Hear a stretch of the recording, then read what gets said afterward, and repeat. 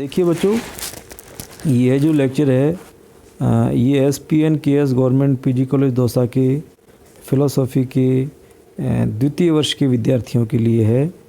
और second year में philosophy में जो प्रथम पेपर है वो लॉजिक का है, तर्कशास्त्र का, जिसमें अब तक आपने कैटेगोरिकल प्रोपोजिशंस के बारे में और कैटेगोरिकल सिलोजिज्म के बारे में पढ़ा कि निरपेक्ष न्याय वाक्य और तर्क वाक्य क्या होते हैं।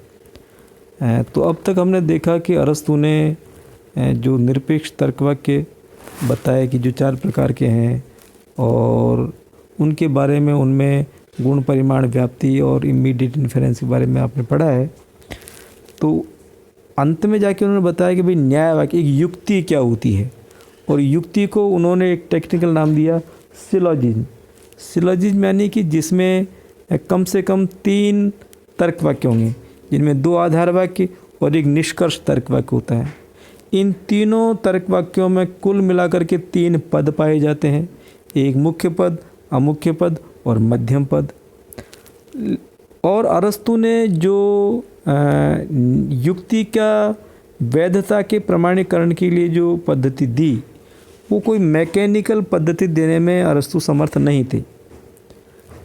अरस्तु ने जो पद्धति थी वो सामान्य अनुमान की पद्धति थी कि किसी युक्ति का वैलिडेशन प्रमाणित करने के लिए उसी आकार की, क्योंकि युक्तियों की वैधता या अवैधता उनके फैक्ट्स पर निर्भर नहीं करती, उनके आकार पर, फॉर्म पर निर्भर करती है।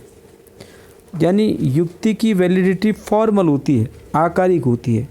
तो उसकी आकारिक वैधता को प्रमाणित करने के लिए उन्होंने साम्यानुमानी की पद्धति दी।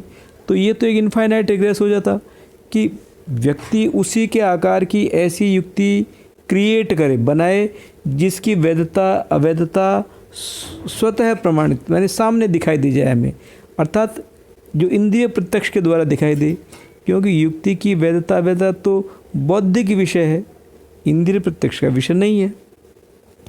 इसी समस्या के समाधान के लिए जॉन वेन, एक 18वीं-19वीं शताब्दी में जॉन वेन हुए, उन्होंने एक मैकेनिकल पद्धति, वेन डायग्राम की पद्धति कि, क्योंकि उन्होंने कहा कि किसी भी तर्क वाक्य, निरपेक्ष तर्क वाक्य को हम डायग्राम के द्वारा बता सकते हैं। तो हमने देखा कि A, E, I, O जो जिनमें प्रत्येक तर्क वाक्य में 2 पद होते हैं, तो इन हमको जॉन वेन के डायग्राम द्वारा दिखा सकते हैं।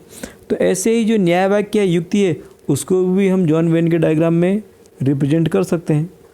तो जॉन वेन ने बताया कि युक्ति की वैलिडिटी को जज करने के लिए हमको एक इस प्रकार का डायग्राम बनाना पड़ेगा, क्योंकि उसमें 3 पद होते हैं। तो 3 पदों के 3 सर्कल बनाने पड़ेंगे जो एक दूसरे को इंटरसेक्ट करते रहेंगे, और ऐसे एक दूसरे को इंटरसेक्ट करते हुए जो 3 पद बनेंगे तो उस डायग्राम में 8 सेक्शंस बन जाएंगे, 8 सेक्शंस बनेंगे। इन 8 सेक्शंस के बनने के बाद में एक विशिष्ट डोमेन में जो बात होगी, और फिर उन्होंने आगे बताया कि हम उस डायग्राम में दोनों आधार वाक्यों का निरूपण करेंगे, यानी आधार वाक्यों का रिप्रेजेंटेशन, चित्रण कर देंगे। और बताया कि यदि आधार वाक्यों के चित्रण से निष्कर्ष का चित्रण भी हो जाता है तो युक्ति वैध है, और यदि आधार वाक्यों का चित्रण करने के बाद भी निष्कर्ष का चित्रण नहीं होता है तो युक्ति अवैध है। यही जॉन वेन की वेन डायग्रामेटिक मेथड है, जिसके द्वारा युक्तियों के वैलिडेशन का निरूपण किया जा सकता है। थैंक यू बच्चों।